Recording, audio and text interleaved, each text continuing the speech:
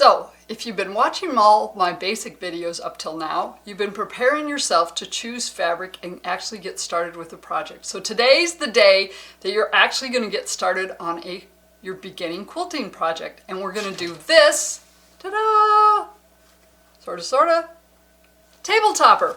Yep, it's about a 25.5-inch square table topper. And today, I'm going to walk you through getting the top made. Not finishing it off, but getting the top made. And it really won't take you that long. I got this done today at the same time I was starting and stopping to do videoing for this YouTube video. So if you're interested in making this, stay tuned.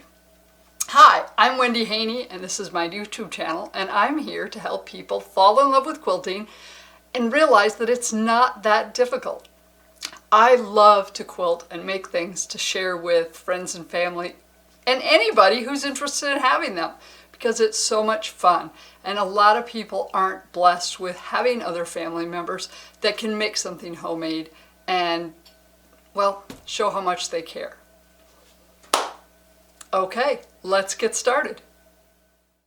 Well, before we get started on working on the table topper, I thought I would give you a little bit of an idea how I went about choosing my colors, because on the last video I did, I talked about color selection. Well, I have quite a stash of fabric, and I have a tendency sometimes to every time I start a new project go, oh, I'm going to go to the quilt store and I'm going to find things that coordinate well. Well, we're kind of in this pandemic, and my quilt store's not open after work hours, which means only Saturday to get over there, and I wanted to get going on this now. So I went to my stash and started pulling out colors because I wanted this table topper to be used on my kitchen table. My kitchen has a terracotta colored paint, and the next room over, the great room, family room, is in like a Loden green. Did I mention I like fall colors? Yes, I do. So I started pulling out, well, those fall colors I love. Luckily, my stash is full of them. So here is what I found. After culling it down quite a bit, I ended up with these fabrics. As you can see, I've got my oranges, whoops, the other way, my oranges over here. I have two oranges I really like, two greens, a really dark one and a more muted. I love my dark brown. I knew I was going to use that in the table topper for one of the sashings or borders. And then this lighter brown, I wasn't a total fan of it, but it was the best fit for what I had in my stash. So that's kind of where I landed. And then I was going to figure out, okay, what next? Well, last weekend I actually did end up at the quilt store for another reason.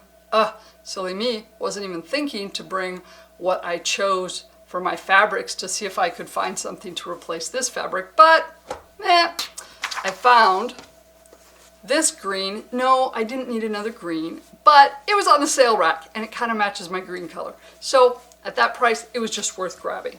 And then I picked up a number of kind of Stonehenge landscape browns that have a little more texture to them than this flatter brown. And so I wasn't sure if they were going to work or not. Well, actually, I got lucky. Decided in the end, we also wanted to go with the darker tones. My husband and I both like those really rich colors. So here is what we decided on. Let me put these in a little better coordinating order. With the new light brown that I picked up at the fabric store, we ended up with, see if I can hold these, the rich green, our dark brown, the rich orange, and then this brown, this kind of rocky Stonehenge type look. So these are the colors that I'm going with for the quilt topper that I'm making. But in looking at it, I also realized, you know what? I could do a second table topper with this green, or this one. I think I'm hedging towards this green, that orange, the same brown, and then throw in this medium tone light brown. So I might do a second table topper with this. So stay tuned on that. Now that that difficult decision was made, we have to get it done. So what I needed is, this is just, what I did was I created this quilt pattern in Electric Quilt. I'm going to have a link below for it so you can get the pattern yourself. These colors don't match exactly what I've got going on, but it gave me a sense of what I was looking for with my green, orange, brown, and kind of a light brown. And so you could print out or draw out an image, get out your color crayons, your colored markers, colors, whatever, and get a sense of what you like.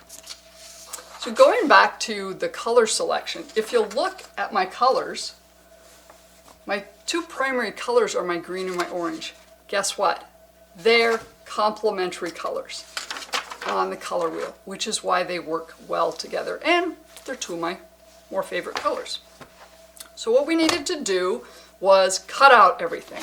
So I needed some, let's see, I needed 3.5-inch strips for my green border, and then we've got our orange border, which I needed 2-inch strips, and then I'm gonna have a really little brown border in there that's only 1.25 inch strip.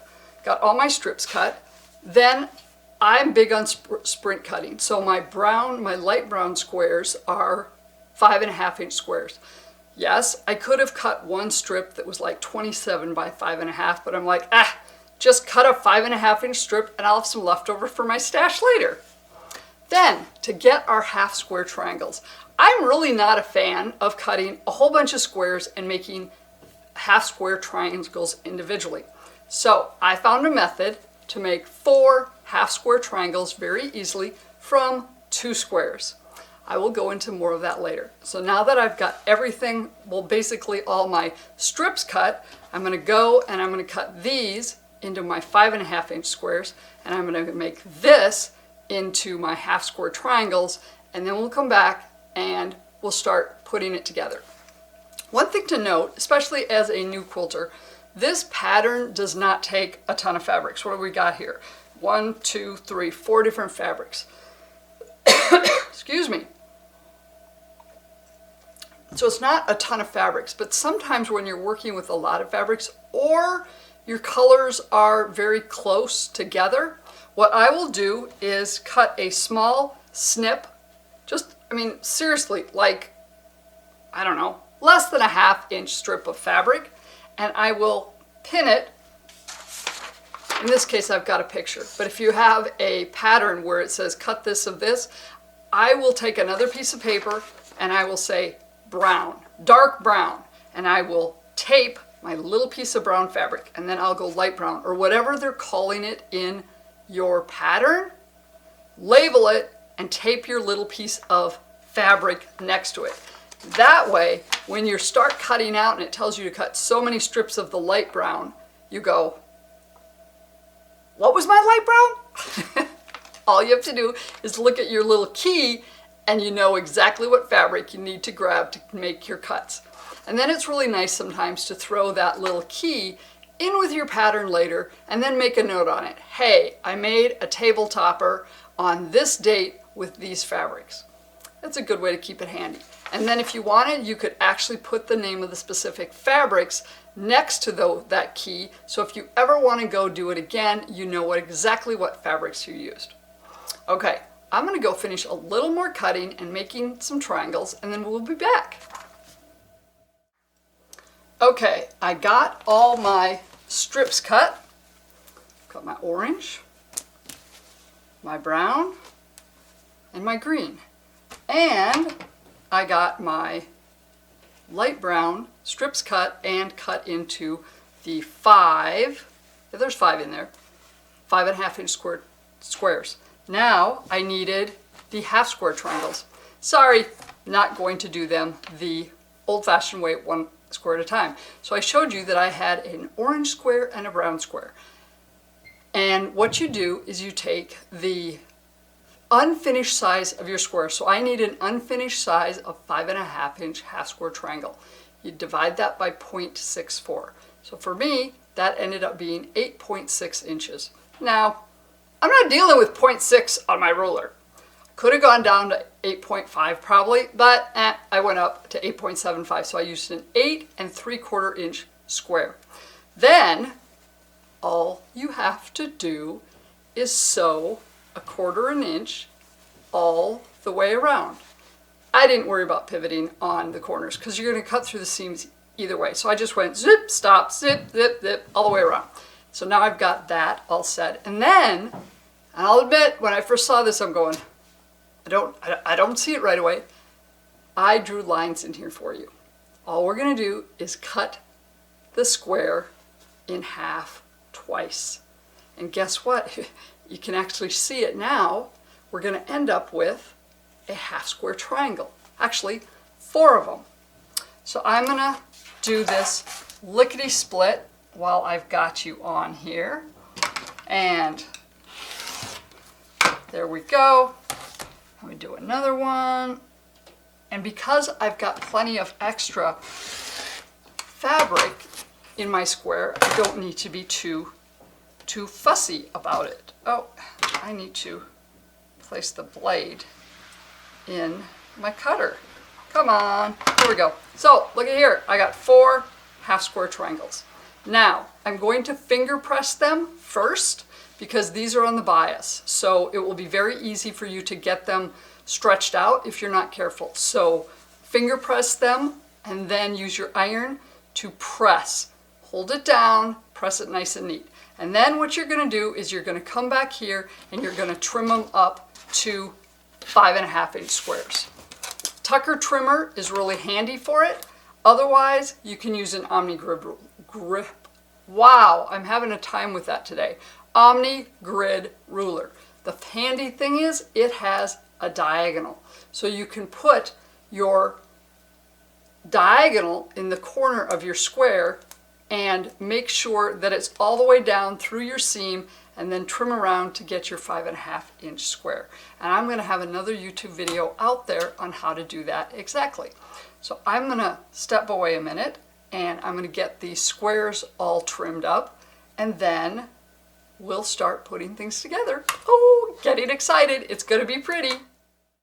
I have all my triangles pressed and now I'm just trimming up the last one. And I decided to just go ahead and use my Omni grid ruler, and so that you can see here that I lay my ruler out on it and get the center line across the seam of the half square triangle, and making sure there's enough edge of the square on all the sides past the 5.5 inch mark. Therefore, I do one side and I trim it. As you can see in the picture, I have the way I have the ruler lined up. Then I trim that side and then I turn it around and I line it up. But this time, the 5.5 inch edge of my ruler is going to be on the sides that I cut, so they're nice and straight, and my angle is still going to be on the seam of the triangle. And therefore, I should have a little bit on the other 2 sides to trim up, and I have a perfect 5.5 inch half square triangle. There we go. And I'm going to talk to you because I thought I had all these done, and I actually have one more. So the other thing is that in this design, I don't really have any seams that are going to overlap a lot. So all 4 of these half square triangles, I pressed to the darkest fabric. In this case, it probably really didn't matter because both the orange and the brown are very dark, but I just pressed them all to the brown side. Now, if you were working on something else where you were going to have kind of a pinwheel, where you were going to have, let's see if I can do this, multiple seams, well, fiddlesticks, multiple seams coming together, there we go, in one corner, down there at the bottom. In that case, I would look at it and go, okay, I might want to flip one of the seams to be the opposite direction. So just kind of pay attention to that in your pattern and think about that. Hopefully you have a pattern that actually tells you press half your triangles one way or half the other way, or just press them all to one side or the other, and then you should be good to go. Okay, I have my half square triangles all ironed and pressed and trimmed. So now what I want to do is, especially with a project like this, I like to work in columns or rows. Hopefully the pattern will tell you, but I'm going to actually work in a row. So I'm going to lay out on my table the block, not the borders, but just the blocks, so that I know exactly what they are and what order they need to go together. And then what I'm going to do is sew each of them together to make a row. And I'm going to just leave that. And then I'm going to sew this row. A half square triangle, my square, and another half square triangle. Paying attention to the direction of that half square triangle. And then do the same for the bottom row. And as long as you've laid them out ahead of time and made sure they're twisted right so it looks the way you want, then pick them up and take them to the sewing machine and you're good to go. And then bring them back and you're good. And you don't have any oopses. So I am going to lay mine out so that you can see what I've got, and I'll show a picture here. Actually, it's laid out and there's the picture of it. And now I'm going to take each piece and go to the sewing machine. And then I'm going to come back and explain how you want to pay attention to your seams for each of those rows to determine which way to press them so you don't have everything going one way. Well, I decided I was going to show you how I'm going to lay this out. So I have my pattern. I have it laid down here in front of me. And what I'm going to do first is grab my half square triangles because I want to make sure they're positioned right the first time. So I'm going to start in the middle. Okay, so there we go. There's one. And the orange is on that side. And then the oranges just kind of pinwheel around. So I've got my other one. And the next one. And the last one. And then I do a double check. Orange, orange, orange, orange. Woohoo! I'm golden. Then I grab my other squares that basically just go in the middle of it. So we put those in like this. Oh yeah. Yeah, I'm thinking I'm gonna like this. There we go. Okay, so there's my center. Now, I talked about completing things in rows. Well, that's great. But a nice way to do things, instead of taking this and putting it on there, and where's my pins, and pinning it, because I'm a pinner, going to the sewing machine and then coming back and grabbing this next one and putting it there, I do that, but I do the 3 rows at a time. So I'm going to go like this. And I'm going to just loosely pin them now to show that's where I'm going to do the seam, and then I take them to the sewing machine and then I even up my my edges and get them right before I sew. So I'm going to go do that and we'll be right back. And so it's kind of called chain piecing. So I'm going to go and I'm going to sew this one, and then I'm going to right after that stick into the sewing machine the next one and then the next one, and I just trim the threads in between. And then I'm going to come back, and oops, I know that's kind of funky, but basically I'm going to come back and I have these pieces all sewed, and now I'm going to grab each of these and pin them, each of these and pin them and pin them, and then all of a sudden, voila, 2 trips to the sewing machine and I have 3 rows completely done. So I'll be back to you when that's done. Now that I got my first seams done, I thought I would bounce back in here because I mentioned a term that you might not be familiar with, and that is called chain piecing. When somebody said it before, I really didn't get it. I don't know, didn't make sense to me. What it means is you're sewing all your pieces quickly together at the same time.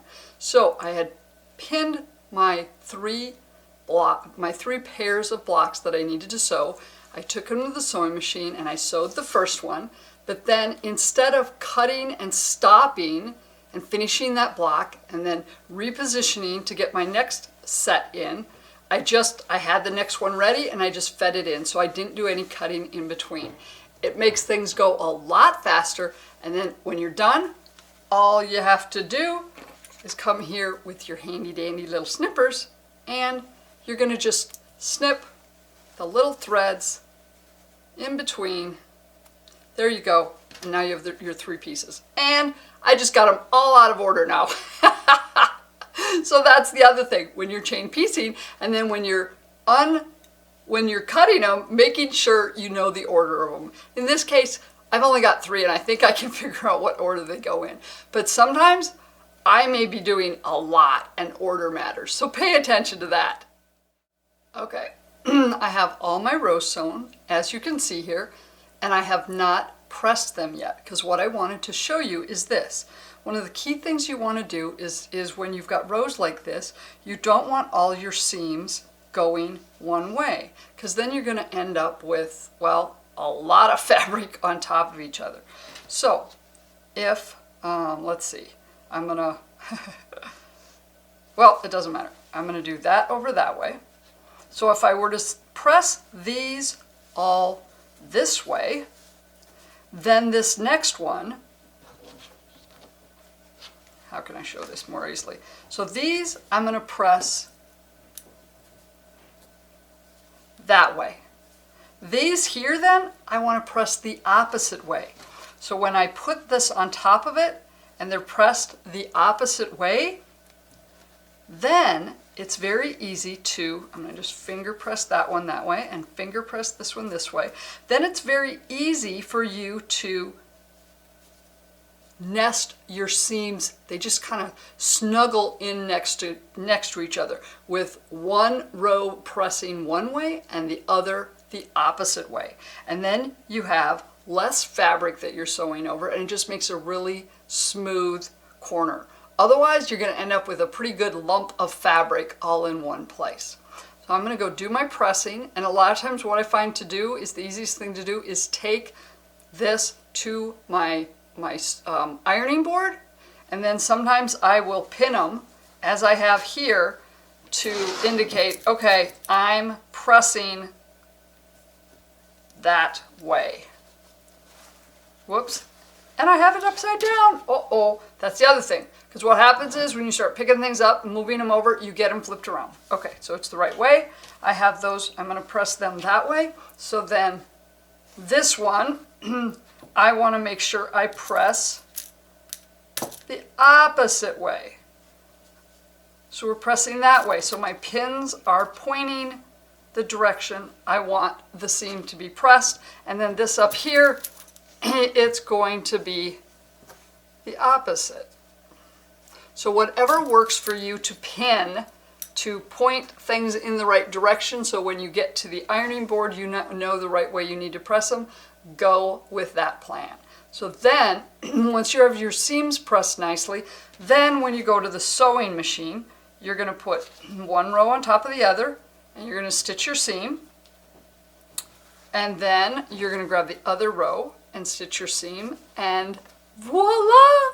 We're going to have your middle block. And then all that's left are the borders. Borders, a lot of times I go, oh, all that I have left is the borders. Well, on a quilt, sometimes those borders can take you so much longer than you ever imagined. But on this table runner, I don't think they're going to take us too long. And I will show you how to do it so that you make sure you have things nice and square and it comes out beautifully.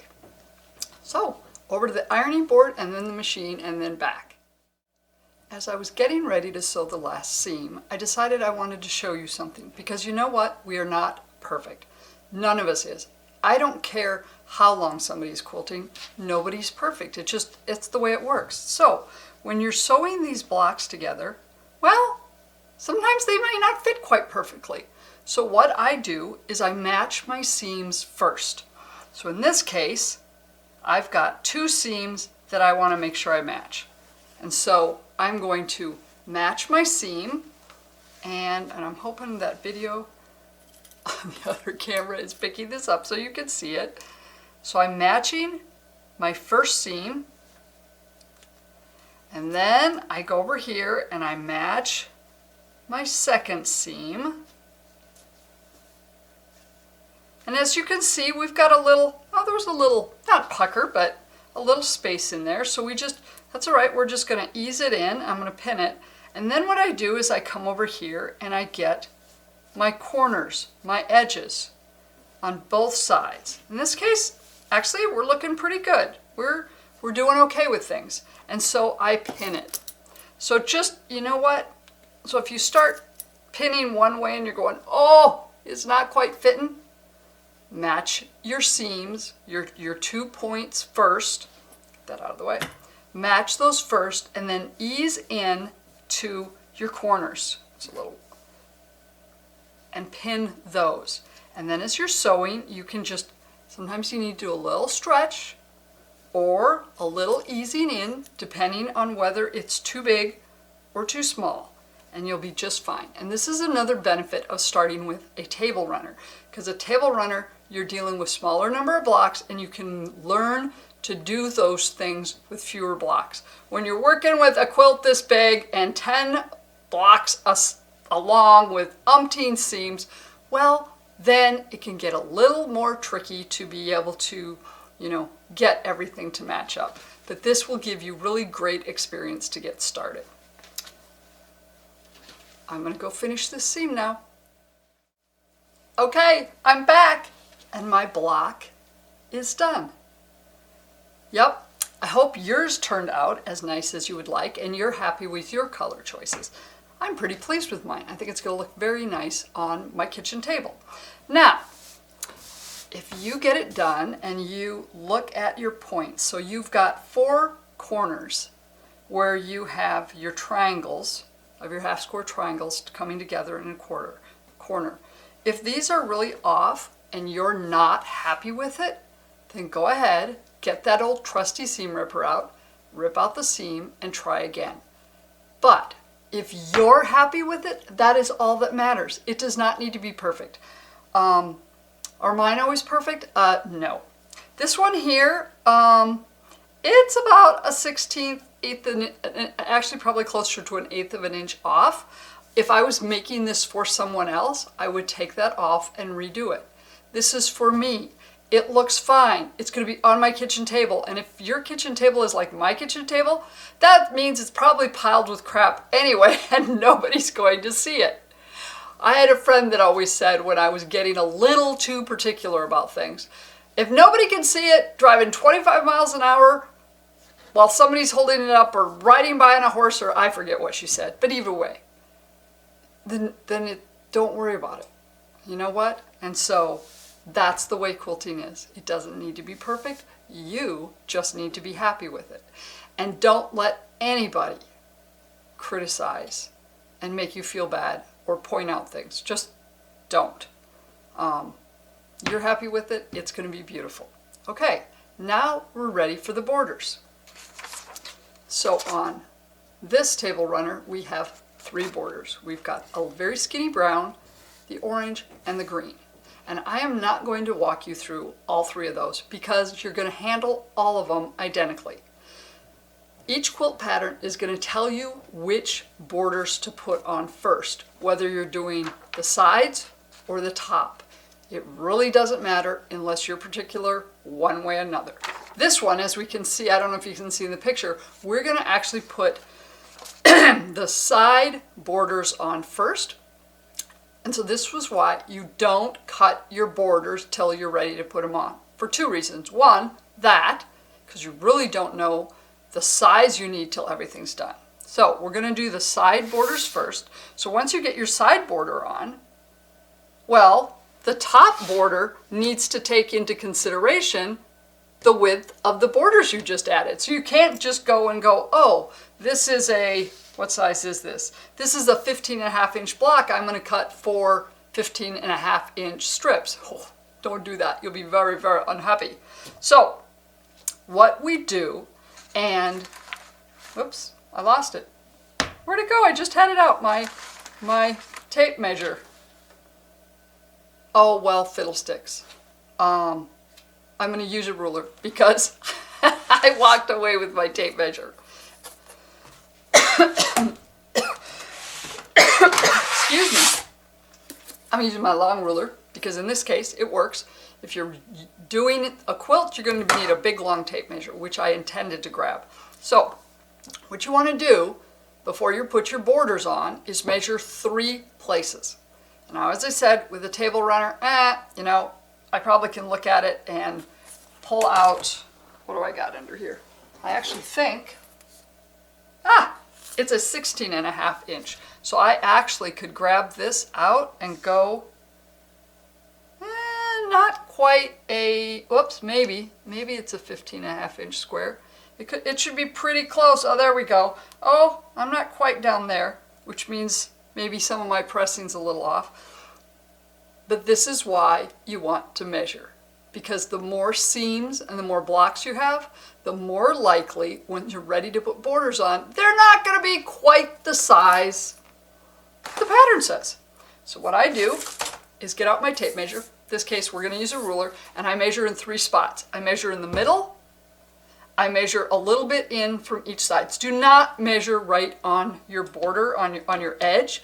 Your edges are going to be apt to tug and just be more a little out of there. So I'm going to measure here, top to bottom, and it's, it's just a tad shy of, let's see, 1, 2, 3,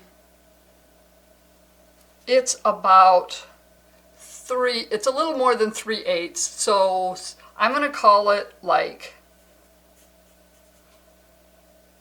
probably about 7/16. I know. If I had my tape measure, it has a little more exact things. And then I'm going to measure in the middle, and it is about the same, 15 7/16. So basically I'm off by about 1/16 of an inch on those 2 sides. And then I'm going to come over here and woohoo! I got my exact 15.5. So I will go double check that my pressing is good, but I really think it is. So what I'm going to do then is grab those 3 measurements, 15.5, 15 7/16, and 15 7/16, add them together and divide by 3. So let's do the math, shall we? 5, actually let's get that, 7 divided by 16 is 0.4375. That's always fun, 0.4375. Okay, so we have, hang on here, 15.5 plus 15.4375 plus 15.4375 equals, divided by 3, equals 15.45. 15.45. Pretty dang close to my 15.5. So in this case, I probably can safely cut a 15.5 inch border for each of them. But when if you're off by 1/8 of an inch on several places or 1/4 of an inch, it starts making a big deal on your border strips. So that's why you want to average it out and then cut your border strip based on that. And then what you're going to do is, so I'm going to cut my cut my brown strips exactly what I need. And then let's just assume this whole strip is what I need. It's not. What you're going to do then is you're going to fold it in half. Crease it, mark it, I don't care what. Then, so now you've got your halfway point. Then you're going to take your edges and come into your halfway point. And then you're going to mark it again. So in general, you're going to have your halfway point, a 1/4 in, a 1/2 in, and another 1/4 on the other side. And then you're going to do the same on your table runner. So I'm going to have a mark here, here, and here. And I'm going to have the same on the border. And then you're going to match them up. And that way you're able to kind of ease in the fabric if things aren't quite right. And then you're going to do the same thing for your top border. Don't cut it until you can measure it and know it's accurate. And then you're going to do the same things for all 3 other borders. Measure, mark, ease it in, cut, mark it, ease it in, and put on all those borders, making sure you do your sides first, then your top for all 3 borders. So they're going to look identical as far as where your seams are. And then, you're going to be ready for the binding. It's done! Look at there! I'm pretty pleased with it, if I do say so myself. It's going to be very pretty on my kitchen table.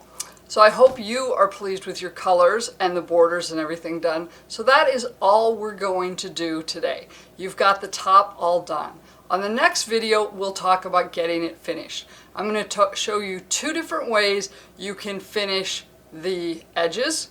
One with binding, which I highly recommend you do. Now's the time with a small project to learn how to put on your binding. The other option is flip and, flip it, birth it. I've heard it called a variety of things. But basically it means we're going to just stitch around the outside and then we're going to flip it so everything is right side out and just press the edges and you really don't have any binding to put on. That's a very simple way too.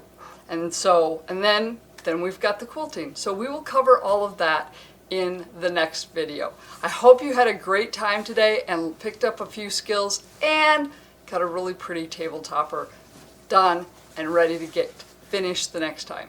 Take care. Thank you so much for watching. If you'd like to stay up to date with all the new stuff I'm dropping, subscribe to the channel and hit the little bell icon. That way you'll be notified anytime I drop a new video into the channel. I'll be posting new videos every Friday morning with lots of great stuff that you aren't going to want to miss. I also would love to have you join me in my Facebook group. I have a private Facebook group that we're sharing things about life that I love. Quilting, needlework, machine embroidery, wine, books, a lot of fun stuff. So I'd love to have you join me over there. You can find it at facebook.com/group/lifefulfilled. I also can be found at the normal ways, Pinterest, Instagram, etc. You can find in the description below all the links of the places to find me, including wendyjhaney.com. If you found this video helpful, I would love to have you give me a thumbs up, drop me a comment, let me know what you'd like to see. Take care and thanks for watching.